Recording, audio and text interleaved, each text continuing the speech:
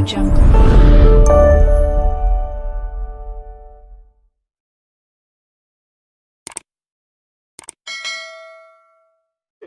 कानून ट्रेडर्स के लिए बनाया गया है, तो आगे वो जो अमेंडमेंट्स करने की बात कहते हैं वो तो पीछे रह गई। अगर ये एग्रीकल्चर स्टेट सब्जेक्ट है जब, तो उनको कानून बनाने का अधिकार ही नहीं, भारत सरकार को ये कानून बनाने का अधिकार ही नहीं। जो बातें प्रेस कॉन्फ्रेंस में वो कह रहे थे अपने फेस सेविंग के लिए, जो कानून बनाए उन्होंने ये बात सामने रख के कि एक पैरेलल मार्केट बनेगी, वो ट्रेडर के लिए बनेगी, प्राइवेट ट्रेडर के लिए। अगर प्राइवेट ट्रेडर ने एपीएमसी में जाना है, अगर अब जो आज जो कह रहे हैं कि सब टैक्स होंगे, पहले टैक्स फ्री मार्केट थी, अनरेगुलेटेड मार्केट थी, उसमें कोई लाइसेंस की किसी जरूरत नहीं थी, पैन वो ये बात कहते थे। तो आज एपीएमसी एक्ट में पहले से ही ये प्रोविजन है, वो वहां ही खरीदी कर सकते हैं। अलग से मंडी बनाने का मतलब ही ये है कि धीरे धीरे एपीएमसी खत्म हो जाए और मोनोपोली हो जाए प्राइवेट कॉर्पोरेट हाउसेस की। उसके लिए ये कानून बनाया गया। ये बात आज स्पष्ट तौर पर दोनों मंत्रियों ने प्रेस कॉन्फ्रेंस में कह दी कि हमने ये ट्रेड और कॉमर्स के लिए कानून बनाए हैं। इसलिए हमारा केस 100% साबित हुआ। भारत सरकार जानबूझकर किसानों को यहाँ बिठाए बैठी है। वो एक तरफ कहते हैं हम बातचीत के लिए अपील करते हैं, बातचीत उनकी तरफ से टूटी है। हमारा सीधा सीधा सवाल है कि agriculture state subject, repeal this acts, बहुत क्लियर बात है। तो जो आज उन्होंने मान ली, बाकी उन्होंने जो स्कीमें पुरानी, वो पॉलिटिकल लोगों की आदत होती है, वो सारी गिना दी कि हम ये पैसे देते हैं किसान को, एक यूरिया ब्लैक में नहीं मिला, ऐसे क्लेम्स करते हैं। उस पे जाना मैं ठीक नहीं समझता। सबसे बड़ी बात आज की उनकी प्रेस कॉन्फ्रेंस यही रही कि उन्होंने कहा ये ट्रेड और कॉमर्स के लिए कानून बनाए हैं, जो कि ये किसानों के लिए नहीं बनाए गए, कॉर्पोरेट्स के ट्रेड के लिए कानून बनाए गए हैं। धन्यवाद। इसमें 3 पॉइंट और मैं जोड़ना चाहता हूँ कि तीनों कानून जो हैं, ठेका खेती का, प्राइवेट मार्केट का और जखीरेबाजी को बढ़ाने का जो कानून बनाया है, ये तीनों चीजों के हम प्रिंसिपली विरोध में हैं। एक तो जो राज्यपाल जी ने बोला जो स्टेट सब्जेक्ट है, और तीसरा तीनों कानून में 3 ऐसी चीजें हैं जो ट्रेडर्स के लिए हैं, कॉर्पोरेट्स के लिए, इसलिए हम विरोधी हैं। राज्यपाल जी, एक उन्होंने कहा है कि किसान की जमीन की कुर्की नहीं होगी। आज उन्होंने प्रेस कॉन्फ्रेंस में, मैं ये एक्ट जो उन्होंने बनाया उसकी 14(7) मद है, उसे पढ़ के सुना रहा हूँ आपको। The amount payable under any order passed by the sub divisional authority or the appellate authority as the case may be recovered as arrears of land revenue। Arrears of land revenue जो declare कर दिया, इसका मतलब है कि जमीन की कुर्की होगी। ये एक्ट में लिखा है। एक बेनती और मीडिया को करेंगे, सारा ही मीडिया आपसे पूछता है कि जब सरकार अमेंडमेंट करती है तो क्यों नहीं मान रही हैं जथेबंदियां। हमने बताया कि लाखों किसान सड़कों पर बैठे, महिलाएं हैं, बच्चे हैं, नौजवान हैं, बुजुर्ग हैं। 25 के करीब मृतक हो चुकी है किसानों की। उन्होंने अंदर दुख है, दर्द है कि जमीन जाएगी, बेरोजगारी होएगी, खेती उजड़ेगी, बड़ा नुकसान हुआ। आपको बेनती ये करना चाहिए कि सरकार से पूछे कि अगर कानून सरकार रद्द कर देती है तो सरकार का क्या नुकसान होता। ये सवाल जरूर उठाइए, सरकार से पूछिए अगर कानून रद्द हो जाते हैं सरकार का क्या नुकसान हो जाता है। ये मैं गृह मंत्री को भी पूछा था, उन्होंने जवाब नहीं दिया। अगे उन्होंने पूछा कि अगर जे तुम इसका जवाब नहीं देते कि कारपोरेट घराने के पक्ष में नहीं बोल रहे तुम, ये तो भी नहीं बोले। 2 सवाल साड़ी बेनती पर सरकार को जरूर पूछे।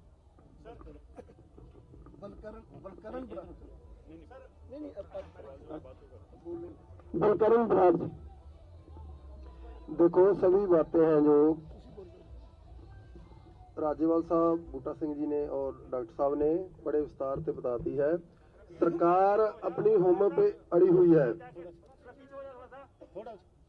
किसान है जो पिछले 6 महीने से आंदोलन में है। आंदोलन पूरे देश में जा रहा है, देश से अलावा विदेश में भी आंदोलन चल रहा है। सभी भारतीय भाईचारा और विदेश से दूसरे भाईचारों का लगातार समर्थन मिल रहा है। सरकार को हम आज की ये प्रेस कॉन्फ्रेंस से बेनती करते हैं कि वो लोगों की भावनाओं को समझे और बार बार मूर्ख बनाने की कोशिश मत करें। प्राइम मिनिस्टर लगातार देश में प्रचार कर रहे हैं, उसके बाद उनके मंत्री जो दूसरे लोग हैं लगे हुए हैं। एक तरफ बात भी की जा रही है, कितना दोगलापन है सरकार का। एक तरफ किसानों से बात की जा रही है, शे दौर की बात सीनियर लेवल से हो चुकी है, उसके बाद भी वो प्रचार अब किए जाए। जो प्रेस कॉन्फ्रेंस की आज की बात राजवाल साहब और डॉक्टर साहब ने रखी है, उसमें आपको भी भली बात मालूम है। आप मीडिया को भी ये बातें हैं जो जैसे बूटा सिंह जी ने कहा है, अगर सरकार को ये रद्द करती है उसका क्या नुकसान है। वो एक केवल हम मानते हैं कि एक ईगो है, ईगो का सवाल है और कुछ नहीं है। हम इस माध्यम से प्रचार आपके माध्यम से कहना चाहेंगे कि देश के जो लोग, बहुत से लोग समझ चुके हैं कि जो पूरी तरह पूरा सिस्टम है जो खेती और खेती के पे डिपेंड, उसको कारपोरेट को सौंपने की तैयारी है। हमने बार बार पिछले 6 महीने से कह रहे हैं और आपका ये फर्ज बनता है। पूरा मीडिया, पहले भी आपका धन्यवाद, आप बड़ी पद्धर पर सोशल मीडिया है जो आपका मीडिया है, गोदी मीडिया को छोड़कर वो लगातार हमारी ये बातें हैं जो उठा रहा है। अब भी हम आपसे आशा करते हैं कि आप हमारा जो मुद्दा है वो केवल किसान का और किसी एक समुदाय का मुद्दा नहीं है और इस सारे लोगों का, पूरे समाज का आंदोलन है। इसको पूरी तरह लोगों के अंदर, जो लोग अभी तक समझ नहीं पाए, जो एक आदमी, मैं पीछे कई दिनों से कई टीवी चैनलों पर देख रहा हूं कि एक आधा आदमी पकड़कर उसे बुलवा लिया जाता है कि ये कानून अच्छे है। तो ऐसा आपको हमारा साथ देना होगा। आप उन लोगों को नंगा करें। आपका बहुत बहुत धन्यवाद। जो भारत सरकार को मैं पहले ही बताया कि सवाल पूछने हैं तुमने। भारत सरकार कहती है कि कानून रद्द नहीं होते, अमेंडमेंट ही होती है।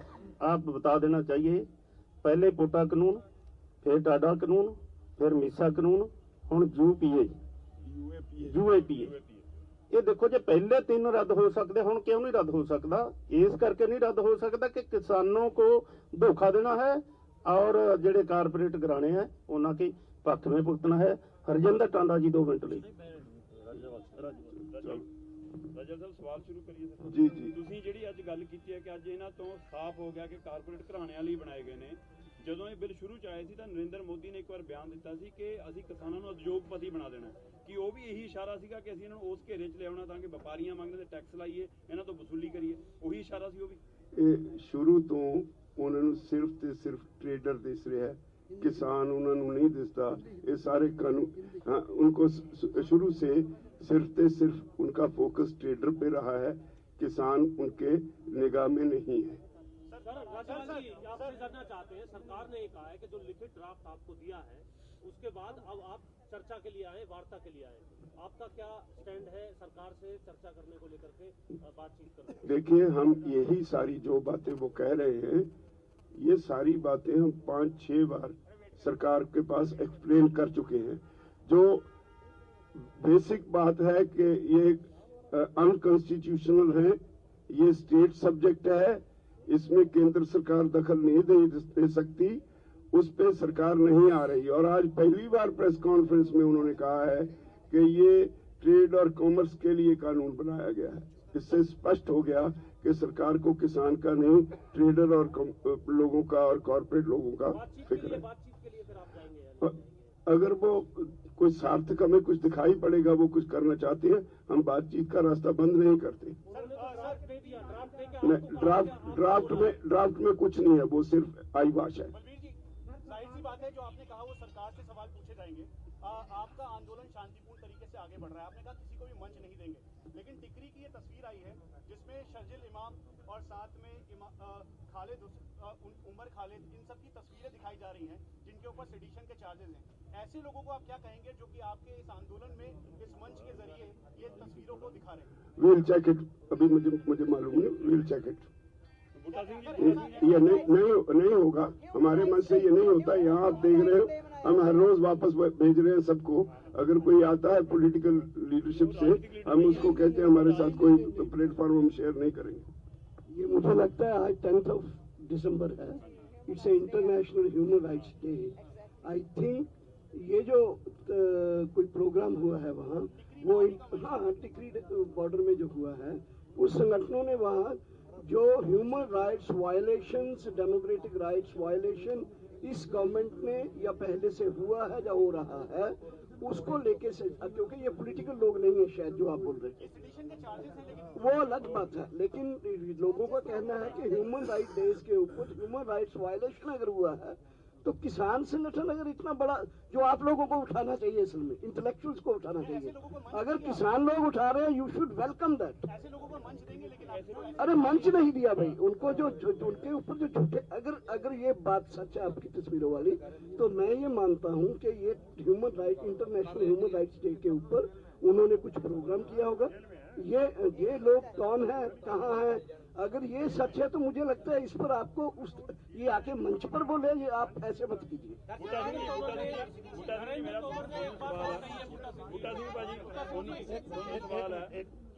एक करके रेलवे ਦੀ ਗੱਲ ਕੀਤੀ ਆਪਾਂ, ਪੰਜਾਬ ਦੇ ਵਿੱਚ ਜਿਹੜਾ ਅਲਟੀਮੇਟਮ ਸੀ ਅੱਜ ਖਤਮ ਹੋ ਰਿਹਾ, ਕੀ ਅਗਲੀ ਮੀਟਿੰਗ ਜਿਹੜੀ ਦੇਸ਼ ਭਰ ਦੀ ਤਾਲਮੇਲ ਕਮੇਟੀ ਦੀ ਹੋਣੀ ਆ, ਉਹਦੇ ਵਿੱਚ ਫੈਸਲਾ ਕੜਾ ਲੈਣ ਦੀ ਤਿਆਰੀ ਹੈ ਕਿ ਦੇਸ਼ ਭਰ ਦੀਆਂ ਰੇਲਾਂ ਜਾਮ? देखो, अगर सरकार यही रवैया रखती है, जब बोलते हैं कि तीखा करेंगे, तो फिर फैसला तो हो जाएगा। कब होएगा ये नहीं कहा।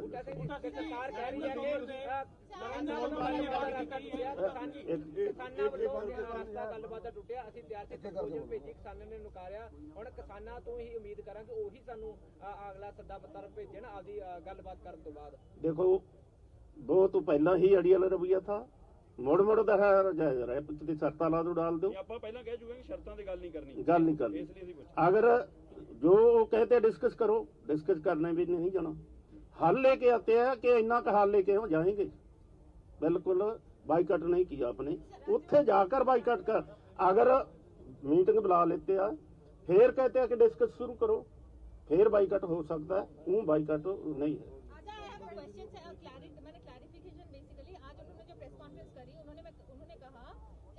चल रही है तो प्रोटेस्ट नहीं करना चाहिए, अगर टॉक्स फेल हो जाता है तभी प्रोटेस्ट करिए।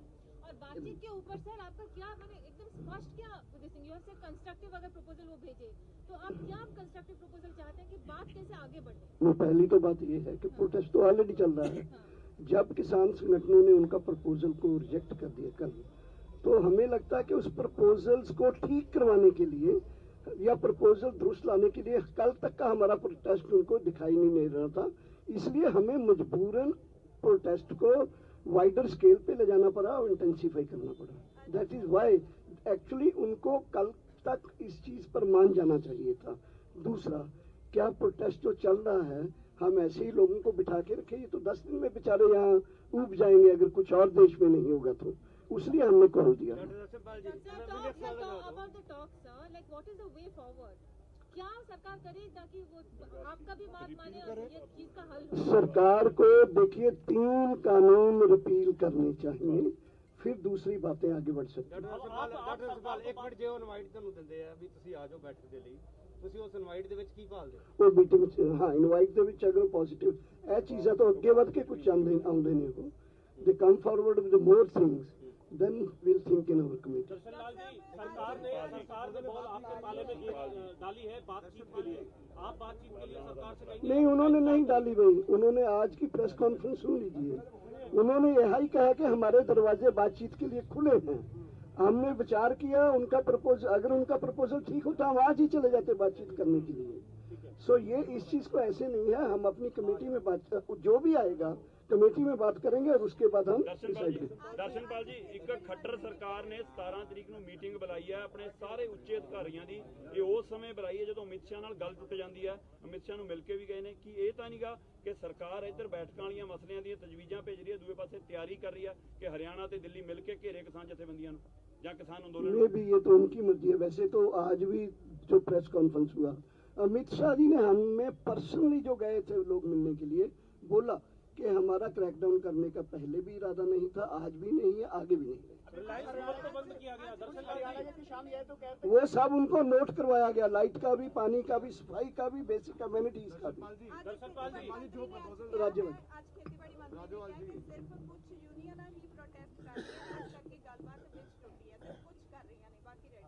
ਲੱਖਾਂ ਦੀ ਤਾਦਾਦ ਚ ਕਿਸਾਨ ਕਿੱਥੋਂ ਆ ਗਏ? आज प्रेस कॉन्फ्रेंस में नहीं कहा। ਅੱਜ ਐਸੀ ਗੱਲ ਨਹੀਂ ਕਹੀ। ਉਹਨਾਂ ਨੇ ਅਪੀਲ ਜ਼ਰੂਰ ਕੀਤੀ ਵੀ ਕਿਸਾਨ ਯੂਨੀਅਨ ਸਾਡੇ ਨਾਲ ਗੱਲਬਾਤ ਕਰਨ, ਅਸੀਂ ਰਸਤੇ ਬੰਦ ਨਹੀਂ ਕੀਤੇ। ਅਸੀਂ ਵੀ ਕਹਿੰਦੇ ਰਸਤੇ ਅਸੀਂ ਵੀ ਬੰਦ ਨਹੀਂ ਕੀਤੇ, ਪਰ ਕੋਈ ਕੰਕਰੀਟ ਇਹਦਾ ਸਮੱਸਿਆ ਦਾ ਹੱਲ ਜਦੋਂ ਸਾਨੂੰ ਭੇਜਣਗੇ ਅਸੀਂ ਗੱਲਬਾਤ ਲਈ ਚਲੇ ਜਾਵਾਂਗੇ। ਜੋ ਉਹਨਾਂ ਨੇ ਕੱਲ ਭੇਜਿਆ ਉਹ ਤਾਂ ਅਸੀਂ ਹਰ ਵਾਰ ਜਦੋਂ ਹੁੰਦੀ ਹੈ ਡਿਬੇਟ, ਉਹਦੇ ਵਿੱਚ ਬਾਰ-ਬਾਰ ਕਿੰਨੀ ਵਾਰ ਡਿਬੇਟ ਕਰੋਗੇ? ਅਸੀਂ ਇੱਕ ਮੀਟਿੰਗ ਵਿੱਚ 6-6 ਘੰਟੇ ਉਹਨਾਂ ਨਾਲ ਡਿਸਕਸ ਕਰਕੇ ਦੇਖ ਲਿਆ। ਔਰ ਕੱਲ ਮੈਨੂੰ ਅਫਸੋਸ ਨਾਲ ਕਹਿਣਾ ਪੈਂਦਾ ਹੈ, ਸਾਡੇ ਖੇਤੀ ਮੰਤਰੀ ਜਦੋਂ ਹੋਮ ਮਿਨਿਸਟਰ ਦੇ ਸਾਹਮਣੇ ਪੇਸ਼ ਕਰ ਰਹੇ ਸੀ ਵੀ ਕੀ ਗੱਲਬਾਤ ਹੋਈ, ਸਾਡਾ ਪੱਖ ਦੱਸ ਹੀ ਨਹੀਂ ਸੀ ਰਿਹਾ, ਝੂਠ ਬੋਲ ਰਹੇ ਸੀ। ਜੇ ਖੇਤੀ ਮੰਤਰੀ ਝੂਠ ਬੋਲੇ, ਦੇਸ਼ ਦੇ ਟੌਪ ਪੋਜੀਸ਼ਨ ਤੇ ਬੈਠਾ, ਤੇ ਕੀ ਇਹਦਾ ਕੀ ਪ੍ਰਭਾਵ ਲਓਗੇ? ਬਹੁਤ ਅਫਸੋਸ ਹੋਇਆ। ਅਸੀਂ ਕਹਿ ਕੇ ਆਏ, ਉਸੇ ਵੇਲੇ ਕਿਹਾ होम मिनिस्टर को, उसी वक्त हमने कहा कि अगर टॉप सीटों पे बैठे लोग झूठ बोलेंगे, वो बात छुपाएंगे, तो इससे ज्यादा अफसोस की बात कोई नहीं हो सकती। राज्यपाल जी, खेतीबाड़ी मंत्री कह रहे हैं सानू बहुत चिंता है भी तुसी ठंड विच इत्थे सारे लोग बैठे हो, नाल उन्होंने कोविड का भी जिक्र किया, उहदे तुहाडा प्रतिक्रिया? मेरी बात समझिए, जब वो आज खुद मान गए हैं कि हमने ये कानून ट्रेड और कॉमर्स के लिए बनाया है, इसका मतलब किसानों के लिए तो नहीं बनाया, तो एग्रीकल्चर स्टेट सब्जेक्ट छोड़ दें, हम स्टेट गवर्नमेंट के हाल पे ये रिपील कर दें कानून। हमें कोई शौक है यहाँ बैठने का? हम घर बार छोड़ के 15 दिन से यहाँ बैठे, कोई शौक है? ਰਾਜੇਵਾਲ ਜੀ ਪੰਜ ਮੀਟਿੰਗਾਂ ਹੋ ਚੁੱਕੀਆਂ ਨੇ, 6ਵੀਂ ਅਮਿਤ ਸ਼ਾਹ ਨਾਲ ਹੋ ਚੁੱਕੀ ਹੈ, ਤੇ ਤੁਸੀਂ ਕਹਿੰਦੇ ਹੋ ਅਸੀਂ ਬਾਰ-ਬਾਰ ਹੁਣ ਇੱਕੋ ਗੱਲ ਕਹਿ ਰਹੇ ਹਾਂ ਕਿ ਸਾਨੂੰ ਬਿੱਲ ਵਾਪਸ ਚਾਹੀਦੇ ਨੇ। ਇੱਕ ਮੀਟਿੰਗ ਤੁਸੀਂ ਪੋਸਟਰ ਵੀ ਦਿਖਾਏ ਉਹਨਾਂ ਨੂੰ ਕਿ ਸਾਨੂੰ ਜੈਸ ਨੋ 'ਚ ਜਵਾਬ ਦਿਓ। ਕਿ ਇਹ ਵੀ ਰਣਨੀਤੀ ਘੜੀ ਜਾ ਰਹੀ ਕਿ ਅਗਲੀ ਮੀਟਿੰਗ 'ਚ ਆਪਾਂ ਬੋਲੀਏ ਹੀ ਨਾ, ਮੌਨ ਮੀਟਿੰਗ ਰੱਖੀ है ਤੇ ਉਹਨਾਂ ਨੂੰ ਸਿਰਫ ਕਾਗਜ਼ ਦਿਖਾਈਏ, ਕੋਈ ਇਹ ਵੀ ਗੱਲ ਹੋ ਰਹੀ है? देखो बिल्कुल नहीं, कदे कदे होता है। मैं एक बात और बताना चाहता था। सवाल आया सी कि खेती मंत्री कहते हैं कि ठंड में बैठे हैं किसान, बच्चे ठंड में बैठे, बुजुर्ग ठंड में बैठे हैं। देखो मगरमच्छ के हंजू है। अब वो लोग हैं जो बर्फ पैती है, खेत में पानी डालते, रात में खड़े होने पानी में, कोई ठंड का प्रभाव नहीं है, कोई ऐसा सानू प्रॉब्लम नहीं है। बड़ा लोगों ने सहयोग दिया, कंबल बांटे है, आप पूरा लेके हैं प्रबंध, घट्टो घट्ट 3-4 महीने का पूरा प्रबंध करके हैं। ये मगरमच्छ के हंजू है। जे इन्ना दर्द था, फिर पंजाब में आंदोलन जो होया उदों ही इसको सानू बुलाकर इसका हल निकालना था। दूसरी एक पहला सवाल आया था, खट्टर सरकार और यूपी सरकार या दिल्ली सरकार, ये तीनों राय बनाकर किसानों को घेरा डालेंगे। देखो आज महत्ता वाला दिवस है, 10 दिसंबर मनुखी अधिकारों का दिवस है। ये हिटलर से पहले भी चलता था, हिटलर ने भी बड़ा कुछ किया, चैम्बर में गैस सड़ कर लोगों को मार दिया। मोदी हिटलर की लेना पर चल रही है मोदी सरकार।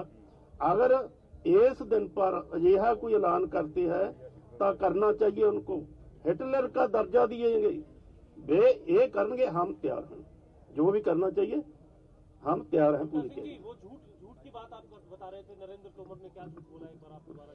देखिए, वो जितनी बात कह रहे थे वो अपनी, जो उनकी तरफ से हमें कहा गया उसकी बात कर रहे थे।